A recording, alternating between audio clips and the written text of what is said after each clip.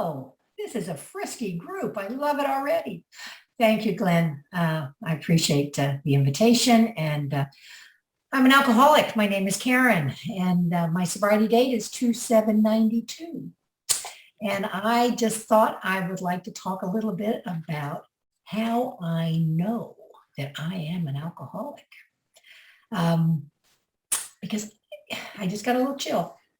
Lately, my head has been saying things like, if you make it, because it's one day at a time. I don't celebrate a birthday a day early, ever. Bad juju. But I keep thinking, if I make it till September 7th or February 7th of 2022, I'll have 30 years. I think I'll be well then. Oh my God. This is the kind of head that I have and will always have. And I just got to know that I've got bad wiring. It's never going to be better. I will always have a head that wants to kill me, and it lies to me all the time. So one reason I know I'm an alcoholic, and that'll never change, my head lies to me. It'll tell me things like, oh, you weren't that bad. Yes, I was. I really was. I was a bad daughter. I was a bad friend. I was a bad wife. I was a bad citizen. But I could tell myself every excuse and every reason, and it was never my fault. Wiring. Nothing was ever, 5 arrests. And I truly believed I just had bad luck with cops. I truly believed it's the blondes who catch the breaks, never the brunettes. To my DNA, I believed I had bad luck with cops. 5 arrests. This is crazy thinking. And I've got to understand that I've got the kind of a head that will take anything that supports my position of denial and never my fault. And I can rationalize that to the point that it makes perfect sense to me. Perfect sense. And that's when I realized rationalize is nothing more than rational lies. These are lies that I can make sound so rational that I could sell them on the internet and make money. But they're rational lies. And I've got a head that will always lie to me, always. Because it's a head that wants me back to the dark side. I know that. So if I get a really original thought, I call somebody. It's like, whoa, where'd that come from? That's kind of scary. And again, 5 arrests. Bad luck with cops. Never my fault. The insanity of my thinking. So about, I don't know, this had to be maybe 10 years ago, probably 10 years ago. A bunch of us from high school were getting together. It was like a little reunion, and I'm class of 66. So, we're not spring chickens, and we're all getting together here in Florida. And 2 of them live in California. I'm from Southern Illinois, a little town called Centralia, about 60 miles due east of St. Louis. And 2 of them live in California. A couple still are in Centralia, a couple in Florida. And so the big drink in California at that time was something called cinnamon whiskey. Ooh. And it was just a hot new drink, and you'd either drink it over just over ice cubes, or you drink it with 7-Up and on ice. And it was just a really hot thing. So everybody knows I'm an AA. I'm the only one out of this whole group of 7 of us, the only one in AA, and the only one who's divorced. I wonder if drinking had anything to do with that. So the one friend said, she wanted everybody to try this latest drink. And so we were in the liquor store and picking up stuff. And so she bought those little airline bottles, those little tiny little airline bottles of cinnamon. Bought 6 of those. And, I obviously didn't have any. And those airline bottles always kind of pissed me off, to tell you the truth. I remember one time I was walking off an airplane, and this gal was taking half of that little bottle and putting it in her pocket. I tapped her on the shoulder. I said, excuse me, but what are you going to do with that? And she goes, oh, when I get home, I'll have a drink. And I said, oh, for God's sake, what's wrong with people like that? Shouldn't be allowed to drink because they don't know how. That's pathetic. So we bring these little airline bottles of cinnamon whiskey home. And my head says, maybe I could just take the bottle, and just shake it and get a little on my finger and just taste it. There's no tasting in AA. There's no sipping. There's no NyQuil. There's no kombucha. No, because I have no idea how much is going to set up that phenomenon of craving. And I'm not going to risk that today. Not today. But my head says, well, maybe just would be fine. Oh my God. My thinking will tell me things like, I need to set a good example for that alcoholic husband because he was my problem. And he was drinking too much of my vodka. And why should I be denied a drink when I come home? Because he has a drinking problem. And I knew he had a drinking problem because we spent our wedding night in jail. Can you imagine? Now, maybe we were trying to start a new wedding planner trend, but I can tell you it has not taken off. It just hasn't. But if he kept his mouth shut, we'd have been fine. But oh no, he's got to run his mouth and I get arrested too for 3 felonies and a couple of misdemeanors. It was all his fault. So now he's drinking too much of my vodka. So this keen intellectual alcoholic thinking says, well, you can just put your vodka in shoe boxes in the bedroom. Then when I come home from work, well, I'm not going to be denied a cocktail because he has a problem. And I would just get my glass of ice and fill it up halfway with Diet Coke and walk in the bedroom, fill the other half up with vodka, and walk out there and set a good example for that alcoholic husband. I don't see a problem with this behavior. I am hiding vodka bottles in shoe boxes. And I think I'm doing the right thing. I'm setting a good example. Wiring. Whoa, this is not normal thinking. And so one time, to this day, I do not know what that man was doing in my shoe boxes. But he comes out waving this empty, just waving this empty bottle, going, Karen, what the hell is this? And I went into my outrage mode. Absolutely outraged. How dare you? How dare you think that I, a woman of my, I just went off. And I finally just wore him down. He gave up. Now, there's only 2 of us living in the house. So if it wasn't my bottle and we didn't have burglars sneaking them in, not sure whose bottle it was, but he just finally gave up. And, I thought I won that round. I thought I won. I am dying of the disease of alcoholism, and I think I'm winning. That's one reason I know I'm an alcoholic, because my head says, you won that one. So the insanity of my thinking absolutely proves to me that I am an alcoholic. Normal drinkers don't think like that. In fact, normal drinkers don't have drunk dreams. I am 100% sure. Now, I don't know the last time any of you had a drunk dream. I don't remember my dreams. I don't know what I'm repressing, but whatever it is, it's probably pretty serious. But I vividly remember my last drunk dream, and it was the night before my 5th birthday. And it was vivid. I remember what I was wearing, the emotions, and my head saying, in the dream, well, I'm not going to tell anybody, which has kept me sober a long time because I know that I would keep that secret and die. In the dream, I'm not going to tell you guys.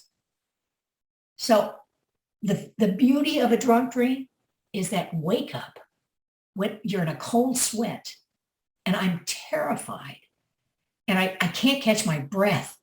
And it's like, oh my, and I still get goosebumps. And it's like, oh my God, what have I done?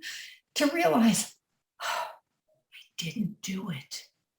That catharsis, that cleansing of getting the experience without actually doing it. What a relief.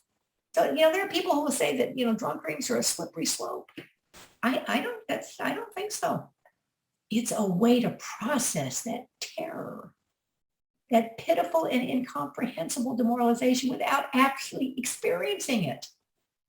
Like I say, that feeling of terror has kept me sober on more than one occasion. I know it. And normal people do not have drunk dreams.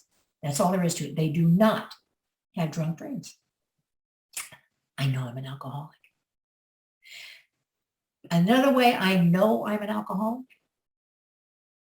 that term, phenomenon of craving. I had never seen those two words together until I saw them for the first time in the doctor's opinion. And he mentions it several times in the doctor's opinion. And I knew exactly what that meant. I'd never seen the words together, and I knew what phenomenon of craving. It was like, oh, that's what that is. That's what that's about. So try and explain to a normal drinker or to someone who really loves us and wants us to get this and wants us to stay sober. And try and explain phenomenon of craving. You can't. You can't, because deep down they really think, well, can't you just have one? They cannot possibly understand those words. And I knew to my toes what they meant. And one of the things I absolutely love about Alcoholics Anonymous, in all these years, I have never heard one person say, well, why did you drink so much? We get it. We get each other. I need you to get me. I need you to understand this wiring. I need you to share this wiring. And to say, oh yeah, I did that too. Oh, I did worse than that. Oh yeah, don't worry about it. Just stay with us, because this is a safe place. No matter what we've done. Another reason I know I'm an alcoholic, and studies have proven, alcohol does not react in my body like it does in the body of a normal drinker. This is not woo-woo, this is not AA, this is science. And they actually, will hook these things up to the brain and have a normal drinker take a shot of alcohol. And they have a reaction, dopamine. And they see the brain, and the brain lights up, and it's kind of this, and that gets that sense of ease and comfort that we get from having that first drink. And they will take the same amount of alcohol, and an alcoholic will drink it. The entire brain floods with light. I mean, it's like, phew, the dopamine is just like off the charts. And that's one of the differences. When a normal drinker after the second drink says, oh, no, I've had enough. I'm starting to feel it. And my reaction is, oh, I'm starting to feel it. Let's get this party started. Come on, let's go. And that's the difference. It's I'll never be normal in any way. And that's why I need you guys, because you get that. And I can tell you all the crazy thoughts, all the crazy things I did. And you don't ask me to leave. Other people, I could tell stories, some of which you'll hear today, and they would be literally backing away in horror. Like, oh, you did what? You were thrown out of the Plaza Hotel in New York City for peeing in the lobby? What? What's your point? Diane did it too. The insanity of my disease that says, oh, you weren't that bad. Oh my goodness. Another problem, and I don't know if this would ever make any difference in when I got sober or how I got sober, but I truly did not know what an alcoholic was. I didn't know. I thought an alcoholic was my dad. And toward the end of his drinking, he would sit at the kitchen table on a Sunday morning drinking water glasses of warm gin. And to this day, the smell of gin, it kind of gets that thing going up in your throat. See, I use ice cubes. So I knew I could be an alcoholic because I used ice cubes. And I stayed in my disease, I know, at least 2 decades longer than I needed to because I used ice cubes. That's just crazy. I mean, all the arrests, all the divorces, all the insanity, but I used ice cubes. But it tells me exactly what an alcoholic is. In the big book on page 44, I love this. The first paragraph in the chapter to the agnostics. This is every chapter is my favorite chapter, but this one in the first paragraph, Bill recaps. I love, he always gives us a summary. He always reminds us of what we just read because he knows that we get distracted really easy. Squirrel, so he recaps and reminds us. And it says, in the preceding chapters, you have learned something about alcoholism. We hope you have made clear the distinction between the alcoholic and the non-alcoholic, because alcohol is not the problem. Alcoholism and drinking when I have alcoholism, that's the problem. And it says, and then it tells me exactly what an alcoholic is. It says, if when you honestly want to quit and you find you cannot quit entirely, or, not an and, or if when you start drinking, you have little control over the amount you take, you're probably alcoholic. Doesn't say anything about ice cubes. Nothing. And it's like, so after the divorce, and I got a promotion out to Southern California where I got sober. I got sober in Orange County in Southern California in 1992. And now I didn't have to set a good example for that alcoholic husband. I'd bought a big 4-bedroom house with a pool to show mom that I was fine, because it's all about how you look. And I'm still using ice cubes. But, my drinking kind of took off because I didn't have to set a good example. So nobody told me I had to do this, but I decided I'm going to go a week without drinking. No big deal, just to prove to myself that I don't have a problem. I got to day 6. It's like, close enough. Hello? I couldn't go a week. And it tells me here, when I honestly want to, you find you cannot quit entirely. You're probably an alcoholic. And I just thought, close enough. And then the other part, if when drinking, you have little control over the amount you take, you're probably an alcoholic. And all those nights that I just stopped for one after work, just stopped in for one, and ended up closing the place, I truly believed I had just changed my mind and decided to stay for last call again. I didn't know that's what an alcoholic was. I had no idea. I thought it was like my dad. So the 5th arrest, right? I'm out in Southern California, promotion, big job, big house, look good. And, but not able to get dressed on Saturday morning, walking around this big house with a drink in my hand and my bathrobe, wondering why I just wanted to die. I couldn't, I thought I was just going insane. So, but I met people, right? And we did things. We didn't sit around the kitchen table drinking warm gin. We'd go deep sea fishing in Mexico for 3 days. We'd go on chili cook-offs. We'd caravan around the Southwest doing chili cook-offs and doing tequila shots. I mean, these were all excuses for staying drunk for 3 days. But we were doing things. We weren't sitting there just drinking water glasses of warm gin. So these were not alcoholics. And these were my people.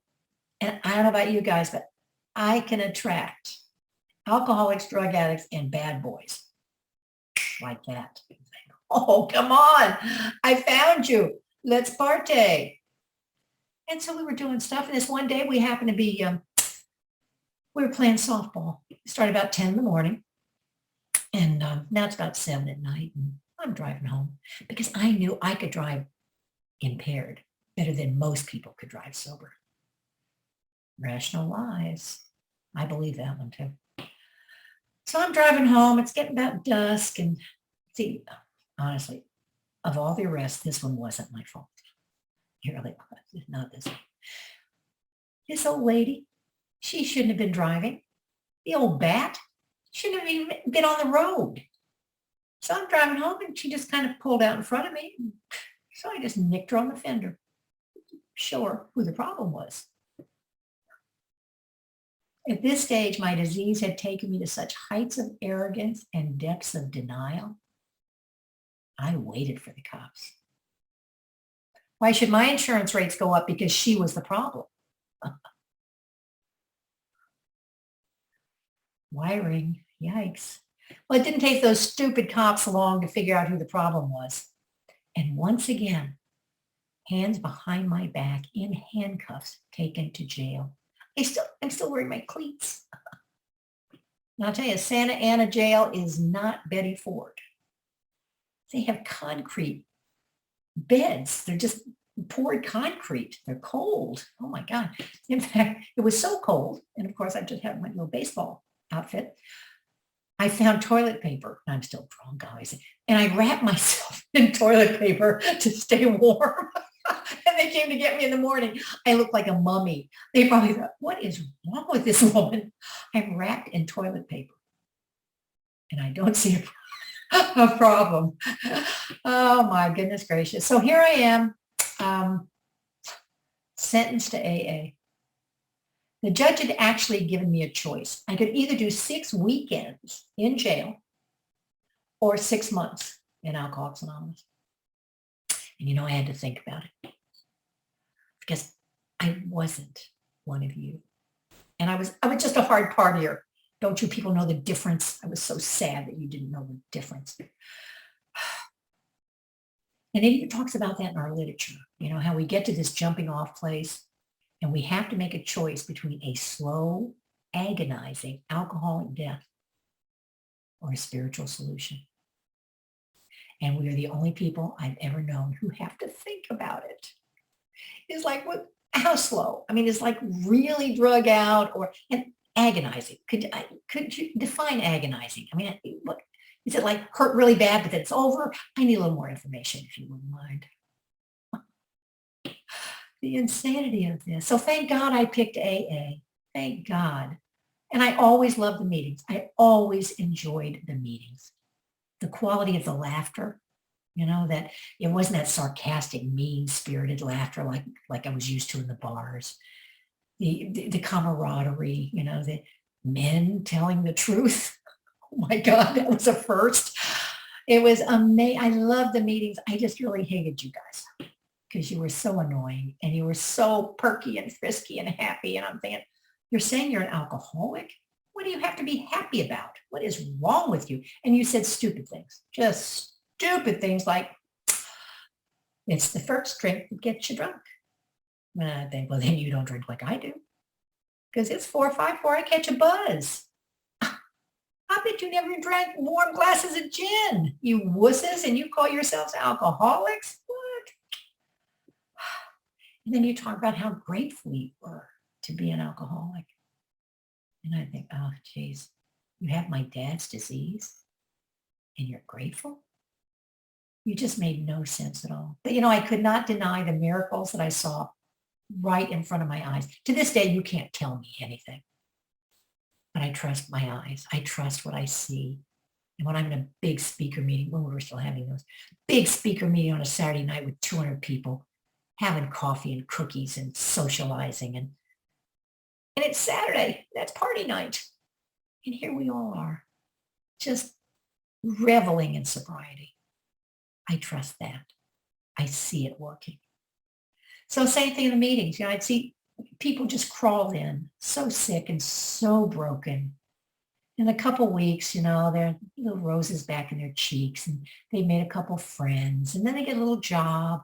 Before you know it, their lives are changing. They have a God in their life.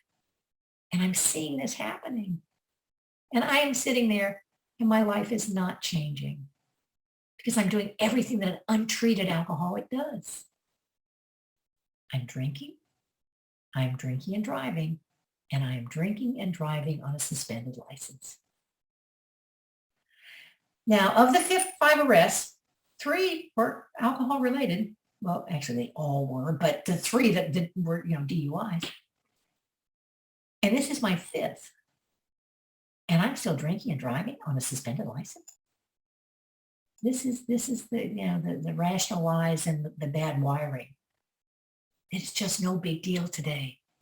Being an alcoholic is just no big deal because we have each other, we have tools, we have steps, we have sponsors and sponsees and 200 people revels in sobriety on Saturday night speaker meetings. So, it's not a big deal to be an alcoholic. It's a big deal to be a drunk. And ladies, we don't get any cuter out there. I'll tell you that right now. We do not get any cuter. And of all the things, and there are so many, but of all the things that I'm really grateful to AA for is the freedom from the kind of men I would be bringing home today if I were still drinking. The kind you want to bite your arm off so you can get out before they wake up. Oh, that gave me a chill. Cannot even imagine. So for that, I am eternally grateful. So here I am in these meetings, and if you're really an alcoholic, I don't care how adamant you are about not being an alcoholic. If you sit here long enough, you will catch the disease through your ears. That's what happened to me. I couldn't deny it anymore. I heard my story from beautiful, well put together women like I'm seeing on this screen, and I could not deny who and what I was. And I am always amazed at people who can get sober before the holidays, because I couldn't get sober until after Super Bowl. One more kick-ass party, then I'll try this thing. So I went to that Super Bowl party on Sunday, January 26, 1992, and I still didn't quite get that thing about it's the first drink that gets you drunk.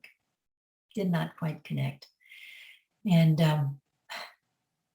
once I start, and once you start and you can't control how much you're going to take, you're probably an alcoholic. I didn't know that. So I was off to the races, absolutely off to the races. End up on somebody's couch, didn't make it home. And I show up for work on Tuesday and I am sick as a dog. I am not feeling good. And they announce that on Tuesday, the whole office is going to go up to LA for a Kings hockey game as a team building event. Oh, joy, a team building event. I am sick. Do you not realize this? What's wrong with you people? So my head hit the desk and it's like, oh God, all right. So on Tuesday, we all get together and we caravan up to the Coliseum. And I remember I had 2 cups of beer. Okay, but these were hockey beers. All right, these were big cups of beer. And I had 2. And it was like water, just like water. I got no relief at all. And my head said, then why bother? I was like, whoa, where'd that come from? That was not my thinking, because my head would have said, then have 2 more. And I knew in that exact instant what we were talking about in chapter 3. Because in Southern California, where I got sober, first of all, they were 1.5-hour meetings. So we read everything, chapter 5, chapter 3, the mission statement, the promises, you name it, we read it. And that part in chapter 3 where it talks about the great obsession of every abnormal drinker is to control and enjoy his drinking. And on Super Bowl Sunday, when I enjoyed it, I couldn't control it. At the hockey game, when I controlled it, I couldn't enjoy it. And I knew then to my toes that I was an alcoholic, just like my dad. And I went home from that meeting, or from that event, and I went to a meeting the very next day for the first time as a real member of Alcoholics Anonymous. And, the ubiquitous window shades with the steps and the traditions. And I probably read that first step, I don't know, 60, 70 times. Because when I get tired of listening to you guys, I'd read the walls. And I'd been sitting there for 5 months on a 6-month court card. Thank God. Thank God I heard what I needed to hear before that card expired. So I read that first step for the first time with no bargaining. I knew I was powerless over alcohol, that my life was totally unmanageable by me. And I just begged God for help. Not help me and I won't do this again. Or if you do this, I promise I'll do that. None of that. It was just help me.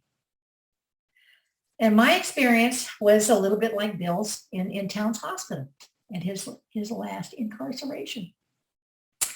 I felt a surge of energy coming to that room. So I had that sudden upheaval, and I knew I was in the presence of God. I knew it. And I really thank God for that. I mean, the spiritual awakening defines that, and then it defines the educational variety, and that is just as real and just as vital. But I thank God that wasn't the kind I had. I don't think I could have survived it. I don't think I could have survived the educational variety of that spiritual awakening. So I went home from that meeting that night. And the second step was immediate. It was that same immediate upheaval because that half-gallon jug of vodka is still up in the cupboard. And for the first time in more years that I can tell you, I didn't have to open that cupboard. And I couldn't not open the cupboard. I couldn't. I tried. I promised myself I wasn't going to drink tonight, and I would find myself in front of the refrigerator with ice cubes, thinking tomorrow, I'll do it tomorrow. And tomorrow never came until that night. And from that night to this, and I was having to leave work early. You know, you get a quart low and you got to get home and, make sure that the sugar levels are. I have never had to pick up another drink since that night. Daily drinker, couldn't go 24 hours. And the joy of that for me is I didn't have a God of my understanding. I had a God of my experience. I experienced God when I didn't have to open that cupboard because I knew it wasn't me. I could not open that cupboard until that night. And from that night to this, 29 and a half years, I have not had to open a cupboard or a medicine cabinet, not mine or yours. And I know that's God because I could not. So the gifts of this program, wiring notwithstanding, are just priceless, miraculous and priceless. And that doesn't mean it just doesn't come with a lot of work. It does. In the first 6 months, I lost everything, absolutely everything. In 30 days, a friend drugged me up to Anaheim, and there was a big convention. I'd never seen anything like it. I just got my 30-day chip, and it was precious metal. Oh my God. And here I am in the middle of 2,000 sober alcoholics and Al-Anons and their families, and they're happy and joyous. And it was the levity and the levitation of the energy in this group was amazing. And at the end, holding hands and saying the Lord's Prayer, and it was like absolutely breathtaking. And I got home and I got on my knees by my bed. I still see it vividly. And I begged God. I said, God, I don't care what it takes. Take the house, take the car, whatever it takes. I want this more than I've ever wanted anything in my life. And the really incredible lesson that I learned that day is be really careful what you pray for. Oh my God. Took it all. Everything. Because, I really believe that God needed to show me that there was nothing that a drink or a drug was going to fix or make better ever again. So my career, I did about 3 months sober. I lost it. But no, for the first time, I knew nobody was doing it to me. For the first time, I knew it was the wreckage of my past that had created this. I was a partner, and it was kind of a big deal. There were 600 partners worldwide, 80 were women. So you worked so hard, and you got, and it was like, oh, is that all there is? Oh, is that all there is? And I lost it all because 3 of my largest clients fired me within a 5 business day period. And I was costing my partners money. They weren't going to give me their clients. But I did it to me. Nobody did it to me. Then lost my house, the big 4-bedroom with the pool to show mom I was fine. Orange County went bankrupt. Everybody was losing their houses, throwing their keys in the mailbox and walking away because it was just, everybody was so underwater. Yeah, my heart was broken. He broke up with me on the same day I lost my job. It's like, dude, you couldn't have planned this a little better? Jesus. But he was in the program. Me drinking at him wasn't going to get him back. I had a cancer scare. I was robbed. You name it. Everything that could possibly happen in the first 6 months happened. And I got through it all. And that's the magic. When we can get through one thing, it shows us, A, we can get through it, and that we can get through the next thing. And then with all of you and your help. So I didn't work for a year, I mean, it was crazy. And I lost everything except you and me. I was just starting to find me. Yeah, I kind of liked her. I had no idea who she was. And it was terrifying. Getting sober when you have no idea who you are and you're 42 years old. And it's like, oh my God. Clueless in 42 is not fun. But I have all of you. I had your footsteps. I had your wisdom. And we just could get through anything and everything together. And I'm not going to lose that. Not today. There's no way I want to lose this. It's and this whole thing of how we pass it on. That's for me is where the real magic occurs. And it tells me on, I think it's page 124. And it says how we cling to the fact that our dark past in God's hands becomes our greatest asset. And it saves people's lives. Who would ever imagine the really crappy things I did? Oh my God, the people I let down and disappointed and hurt and stole from, that can become my greatest possession in God's hands.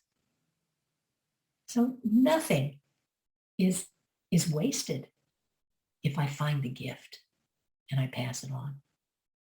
And you taught me that. I didn't know that. So, I had a great childhood until I was 4 years old.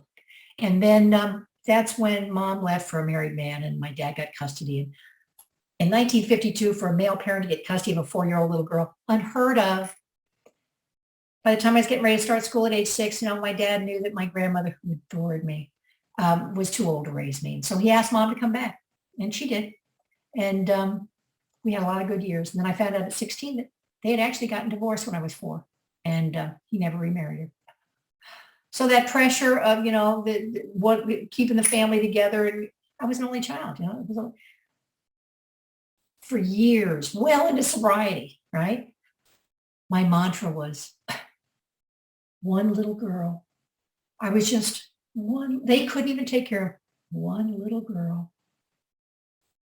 And you taught me, as long as I define myself by my wounds, I can never let them heal, because then who would I be? You taught me that. I could have been on a psychiatrist's couch for decades and never learned that incredible fact. I am not my wounds. If I let them heal, then this amazing woman that God created can come out. And that's what this is really about. It's about, so one of my favorite quotes, Michelangelo, right? If you've ever seen the statue of David, it's the most amazing statue in Florence. I mean, you see his cuticles. This is marble. This isn't like wax. The cuticle, the veins in his hand. He's this amazing, huge statue. But he's kind of got one hip out and he's standing kind of funny. And they asked Michelangelo, because it was a crappy piece of marble. It wasn't, that's why he's standing funny, because the marble wasn't that good. And they asked, how did you create this masterpiece out of this really crappy piece of marble? And he said,